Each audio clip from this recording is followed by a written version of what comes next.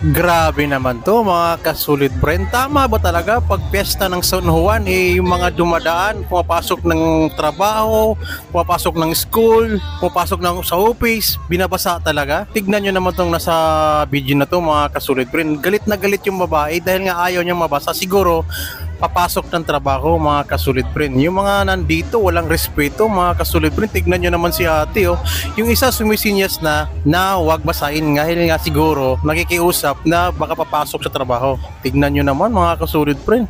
Grabe no.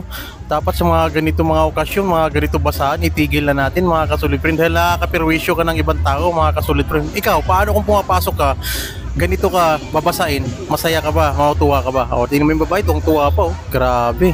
Yan, kinukuyog niya yung jeep, paandar na. Pero yung babae talaga galit na galit yung sa loob kasi gustong basain. Binasa talaga grabe. Mga walang respeto to mga